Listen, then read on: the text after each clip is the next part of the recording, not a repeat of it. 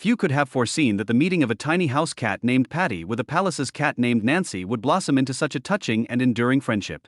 In the initial moments of their encounter, no one expected that something so exceptional could arise, capable of surprising both visitors and zoo staff alike.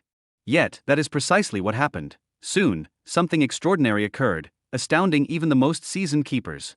Nancy arrived at the zoo as a tiny creature. Her paws were somewhat awkwardly large, and her fur hadn't yet developed its adult coloring, making the Pallas's cat resemble a rather amusing fluffy kitten. However, despite her innate strength and predatory instincts, a faint sadness was evident in her demeanor. Her enclosure was filled with toys, and people often stopped to admire the unusual animal, but Nancy lacked a true friend and clearly felt lonely. For hours, the Pallas's cat sat by the enclosure, observing the visitors, yet she displayed little interest in them, as if longingly awaiting something or someone genuinely important.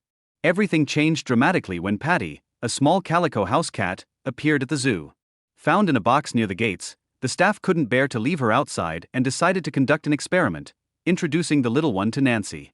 Of course, no one simply placed Patty into Nancy's enclosure, hoping for instant friendship. For several weeks, they brought them together gradually, under supervision, so they could get used to each other. It was Patty who made the first move. Approaching Nancy, she gently touched her with a soft paw, rubbed her fur, and purred quietly. The Pallas's cat, though still a wild cat, treated her new acquaintance with remarkable care. From that moment on, their interaction began to gain momentum. Gradually, Patty would frolic around Nancy, trying to jump on her, and the Pallas's cat diligently avoided causing her friend the slightest harm. Over time, Nancy grew significantly and transformed into a strong, stately Pallas's cat, while Patty remained a small but spirited house cat. However, the difference in size didn't hinder their friendship in the slightest. Patty often clambered onto Nancy's broad back, as if riding a horse, and the Pallas's cat would sometimes cleverly shake her body slightly to gently dislodge her persistent, but beloved, friend onto the ground. These shared games, as well as their affection for each other, quickly became a real attraction. Visitors came specifically to observe this extraordinary pair, marveling at how creatures so different in nature had managed to find mutual understanding. However, sooner or later, the zoo staff asked themselves the question: how safe was it to leave Patty with Nancy once she fully matured as a predator? Instincts could awaken at any moment, and even with all the precautions, Nancy's enclosure posed some risks for the little cat. The decision was made to temporarily separate them. Patty was moved to a separate area, and Nancy remained in her spacious enclosure. But both clearly suffered from the separation. The Pallas's cat would spend long periods looking through the enclosure, trying to find her friend, while Patty would meow plaintively by the window, missing Nancy. Music. A compromise was reached: shortened but regular visits.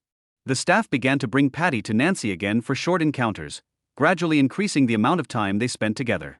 To everyone's delight, the friendship of these two furry creatures proved to be far stronger than wild instincts.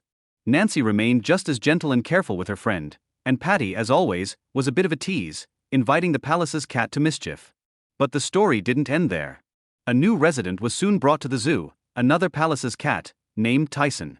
He had been rescued from the wild, and he differed noticeably from Nancy. He was older, more aggressive, and more solitary. The keepers were concerned whether Tyson would calmly accept the idea of sharing territory with another Pallas's cat, especially since Nancy was used to having Patty in her team besides herself. No one knew how Tyson would react to such an unusual family environment. To their greatest surprise, it was Nancy who made the first contact. Quietly approaching Tyson, she gently touched his paw, just as Patty had once done with her. At first, Tyson tensed up, but over time, he began to accept Nancy's company, seeing that she wasn't trying to dominate and was friendly. And Patty, in turn, showed no jealousy. Observing the new zoo resident, she showed more curiosity, although of course, she was not left alone with the large Pallas's cat. Thus, a real trio was formed. Now, when visitors came to the zoo, they could see Nancy walking around the enclosure with Tyson, and Patty, whenever possible, trying to stay nearby, although she sometimes sat in a safe place. The most amazing thing was that the members of this family cared for each other with all their hearts. Should Patty disappear from sight, Nancy would immediately start looking for her, purring softly or making quiet inviting sounds, and Tyson, if necessary, would cover her with his paw, as if protecting her. On cool days, the three would huddle together, sharing warmth and comfort, and in sunny weather, they would arrange common runs and fun games. Gradually, word of their friendship spread beyond the zoo's borders. Journalists, photographers, and even animal behavior specialists flocked here, eager to understand how a house cat and two Pallas's cats had managed to coexist in one small pack. According to all natural laws, a wild predator shouldn't accept either a house cat or another adult of their own species. But Nancy, Patty, and Tyson seem to remind people that not everything in this world is determined by instincts alone. Sometimes friendship, mutual support, and the desire to be together are stronger. So, sometimes the strangest unions turn out to be the most sincere. A Pallas's cat and a small house cat. Who would have thought they would become almost family? But this story is a vivid confirmation that true affection doesn't always follow familiar logic. Sometimes it just happens, filling hearts with joy and making us believe in little miracles. And the fact that Tyson now lives with them only strengthens this amazing family, reminding us of how precious true friendship is.